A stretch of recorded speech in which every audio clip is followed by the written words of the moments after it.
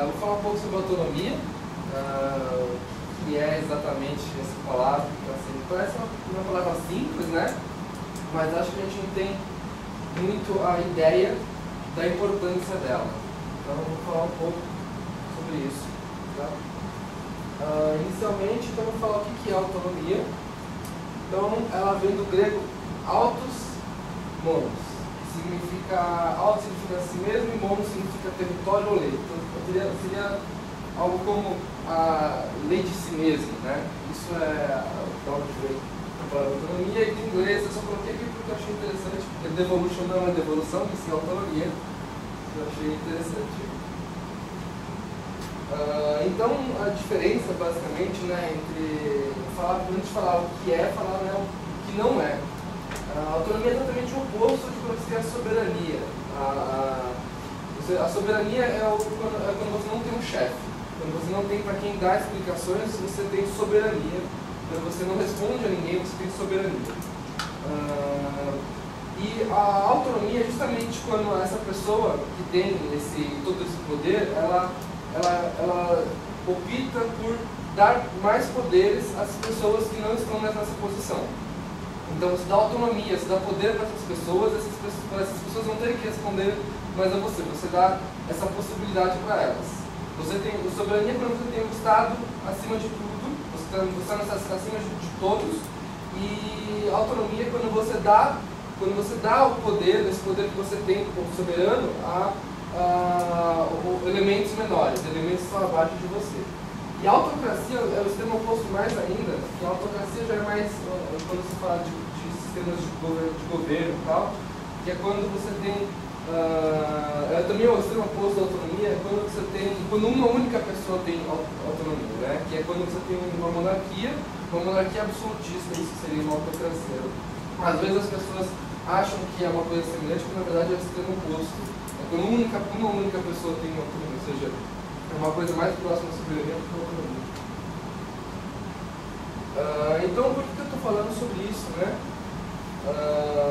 Basicamente, se a gente for olhar para sistemas naturais e sistemas artificiais, a gente pode entender aqui que sistemas naturais são os sistemas que não possuem interferência do ser humano, e sistemas artificiais são os sistemas com interferência do ser humano. Tá? Quando a gente olha para esses dois sistemas, a gente consegue, eles têm, autonomia entra em certo momento em alguns deles, tá?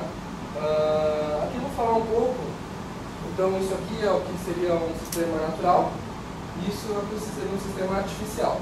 Acho que é bem claro assim, a diferença dos dois. E aí a gente tem que falar um pouco sobre como evoluir um sistema natural. O sistema natural, ele basicamente você tem um sistema e você tem um meio no qual ele pertence. Dessa relação, você pode ter o que seria uma diferenciação, que é quando um sistema, por algum motivo, ele adquire uma diferença do meio e por isso ele entra num outro estado. E um outro caso é quando você tem a perturbação, que é quando o meio causa ao sistema uma situação em que ele entra em instabilidade ou uma situação de não equilíbrio. Nesse momento, o sistema precisa, um sistema natural, o sistema natural está sempre procurando equilíbrio, está sempre procurando a estabilidade. Ele não gosta de mudanças e ele sempre procura a estabilidade. Quando ele tem estabilidade, ele precisa fazer alguma coisa para conseguir mudar isso, porque ele está sempre procurando pelo equilíbrio. E aí ele vai fazer o que se chama de auto-organização. De forma independente, ele vai se auto-organizar para conseguir voltar a interagir com o meio numa situação de equilíbrio e não de instabilidade. E para que essa auto-organização aconteça, você precisa de aleatoriedade, ou seja, não é previsível o que vai acontecer. Você sabe que vai haver uma auto-organização que vai sair na estabilidade, mas não é capaz de você dizer por quais caminhos e quais formas deve fazer. Não é uma coisa determinística. E, na verdade, é determinístico, mas não é previsível. Isso é possível, ser determinístico, mas não ser previsível. E autonomia. Então, você precisa, não pode ter uma entidade soberana que mande dos outros elementos. você precisa de autonomia para conseguir ter uma evolução de um sistema natural. Aí, quando eu olho, isso aqui é a minha rede de amigos no Facebook. E isso daqui é uma coisa muito interessante, porque é um sistema que tem interação do ser humano, ou seja, é um sistema artificial. Mas se você for olhar bem, ele tem várias características, como complexidade, como aleatoriedade, como agregação, que são características clássicas de sistemas naturais. Então, isso aqui é o que eu classifico como um sistema que possui efeitos emergentes, mas existe um quê do ser humano ali de planejamento. Então, isso é um sistema semi-artificial, que não é bem um sistema sem interações humanas, mas ele é um sistema que se comporta muito parecido como é o sistema natural. Então, o que são sistemas semi-artificiais? Um exemplo disso são cidades e empresas. São sistemas clássicos semi-artificiais. Agora eu vou falar um pouco, então a gente consegue entender a importância da autonomia, porque por um sistema natural conseguir evoluir precisa de autonomia. Ou seja, se você não tem autonomia no sistema semi-artificial, você também tem dificuldades para a evolução. E agora eu vou falar sobre alguns problemas de falta de autonomias clássicos que geram sistemas mal adaptados. Sistemas que não conseguem... O que é um sistema mal adaptado? É um sistema que não consegue responder bem às situações de instabilidade que a gente viu na evolução do sistema. Então eu vou falar sobre indivíduos influentes, que são basicamente quando você estabelece relações assimétricas entre os elementos. Tem vários elementos do sistema e eles têm relações que são assimétricas, ou seja, as relações não têm uma simetria, ou seja, não é, nem todos têm exatamente o mesmo poder. Existem relações de poder, relações assimétricas de poder. Então existem pessoas que têm mais poderes do que outras, e isso vai acabar gerando indivíduos que são muito influentes. E esse tipo de coisa é quando você vê uma organização como essa, onde você tem pessoas com níveis de poderes diferentes. E isso, para um sistema conseguir evoluir, isso é muito prejudicial para ele. Porque, por vários motivos, né, mas um deles é porque vai acontecer a falta de autonomia. Outra coisa que acontece quando são indivíduos influentes principalmente são acidentes congelados. Os acidentes congelados são eventos ao acaso cujos resultados têm multiplicidade de consequências no longo prazo. Esse texto bonito quer dizer? Ele quer dizer que vai ter algumas situações que vão acontecer na aleatoriedade que vão te limitar de ter decisões no futuro. Tá? São coisas tem exemplos muito complexos, como por exemplo o Minhocão. Foi uma decisão que foi tomada, é um acidente congelado, um exemplo perfeito de acidente congelado, porque você matou toda a arquitetura urbanística da cidade por um objetivo. E isso impacta as suas decisões futuras, do que você vai fazer nessa região, e vai ter uma multiplicidade de consequências. Ou seja, o que vai acontecer com as casas ao redor, existem várias consequências associadas a essa decisão. Então, havia uma pessoa influente que acabou gerando um acidente congelado. Isso é um exemplo clássico.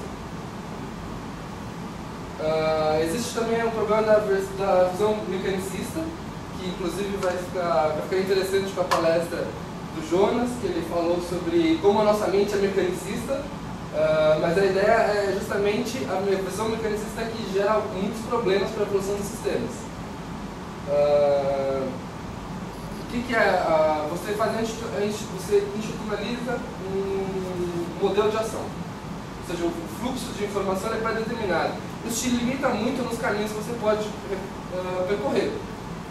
E isso impacta diretamente na aleatoriedade e na autonomia do sistema, porque você não consegue mais ter a mesma autonomia e você acaba reduzindo as formas de reagir às alterações do sistema e aumenta a simetria das relações e ocorrência de acidentes congelados. Ou seja, as relações ficam mais assimétricas ainda porque você oficializa posições e oficializa formas de reagir e aumenta a incidência de acidentes congelados também.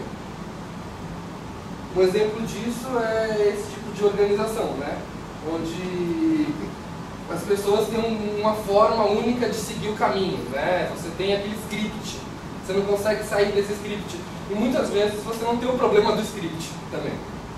Então, é uma situação clássica também onde vai acontecer esse tipo de problema de visão mecanicista. Outro problema que, na verdade, é ser resolvido pela autonomia são ótimos locais. O que isso quer dizer? Ótimos locais é que geram um sistema mal adaptado que vai ter falta de robustez e falta de flexibilidade. Então, esse é um tipo de exemplo de um ótimo local, que resolve um problema local para você, e na verdade ele tem uma consequência global um tanto quanto prejudicial, que não ajuda muito. E como é que a autonomia resolve esse tipo de problema? Como é que você faz isso? Com a autonomia, quando você tem um sistema realmente autônomo, ele consegue, pelo fato da autonomia, você consegue ter uma diversidade muito grande de opções. E com isso, a autonomia, então, ela gera o que eu chamo de diversidade. E esse tipo de diversidade que gera soluções para problemas de ótimos locais. Então, você ter várias opções é o que ajuda muito para resolver problemas de ótimos locais. Então eu vou falar um pouco sobre redundância de partes, que é um problema que a autonomia resolve também. Porque quando você tem uma organização clássica, você tem redundância de partes. O que é isso? Você tem redundância de funções, porque você tem que fazer com que os elementos do seu sistema tenham que ser facilmente substituídos no caso de uma falha, e você novamente tem relações assimétricas, porque você tem elementos com importância menor, elementos com importância maior, e você continua tendo a relação assimétrica, que gera problemas para a evolução do sistema. Então, esses problemas, no caso, isso aqui funciona muito bem, na verdade, esse tipo de divisão, né?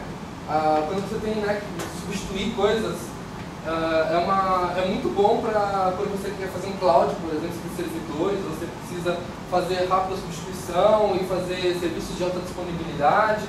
Na verdade, quando você tem esse tipo de sistema, ele funciona muito bem. Mas quando você tem autonomia num sistema que evolui mais próximo do que seria um sistema natural, a autonomia é supressora, porque como você tem agregação de complexidade no seu sistema, o erro de um vai acabar sendo suprimido pelo acerto de todos os outros. Então, você dá a chance das pessoas, dos elementos do sistema conseguirem agir de forma autônoma, suprime os erros que a própria autonomia vai gerar. Então, a autonomia é erro supressora. E ela também dá a chance de ter aprendizagem do sistema na ocorrência de uma falha. O que o outro não dá, porque você faz uma substituição logo que imediata após a falha. Então, esses são problemas que você não teria se você tivesse autonomia.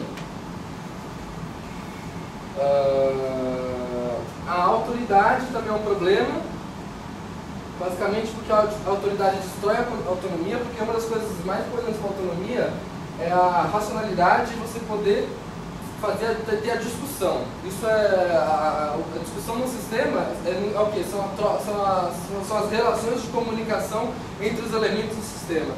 E a autoridade não é passível de questionamento. Nesse momento, você não consegue mais ter um sistema que consiga emergir, porque você está podando a autonomia e você perde os fenômenos emergentes e você limita as suas possibilidades de evolução. Então tem todas essas características aí E aí, para o desenvolvimento da autonomia, os indivíduos devem exercitar sua capacidade de julgamento e aprendizagem, que é exatamente o que a autoridade procura, que não é cabível, quando você tem uma autoridade, você fazer julgamento quanto a isso. Então, como que você vai ter um sistema autônomo? Então, ela está falando esse livro aqui sobre gestão autônoma, e aí ele faz várias indicações, sobre redução dos símbolos de estados, indicadores de grau de autonomia, melhoria da capacidade de julgamento e várias ações que você pode ter na sua empresa, dado que ela é um sistema semi-artificial, que ajuda. Eu não vou entrar nisso, porque ainda tem muitos problemas, ainda tem muito assunto ainda para falar só sobre esse item, né, que é um dos pequenos itens no livro. Mas a conclusão que eu queria chegar é o seguinte, que a autonomia é bom e ela é importante para a gente conseguir fazer a evolução de sistemas que se parecem pelo menos um pouco mais com sistemas naturais. E que empresas, então da mesma forma que você enxerga que a autonomia é uma coisa muito boa para a sua empresa e que ela deve ser mantida, você deve levar isso também um pouco mais, não só a parar numa coisa. A gente está organizado em sistemas artificiais a todo momento. Então, da mesma forma que os seus funcionários devem ter autonomia, o Banco Central do Brasil deve ter autonomia, e o governo federal não deve interferir no governo, na autonomia do Banco Central. Ou então, as suas universidades públicas, que são autocracias, elas devem ter autonomia também. Recentemente houve muita discussão na USP sobre autonomia, que ela tem tido muita autonomia seletiva, a hora eu sou autônoma, a hora eu não sou autônoma. Mas o ponto é que nós que adoramos agilidade, que entendemos a importância da autonomia num sistema que se aproxima de uma organização natural, também deveríamos defender a autonomia desses outros sistemas, porque isso é muito importante, assim como também a Prefeitura de São Paulo, que vem reduzindo a autonomia das subprefeituras, né, ela que está na posição de soberania, vem reduzindo a autonomia das subprefeituras e mudando todos os diretores e reduzindo a atuação das subprefeituras.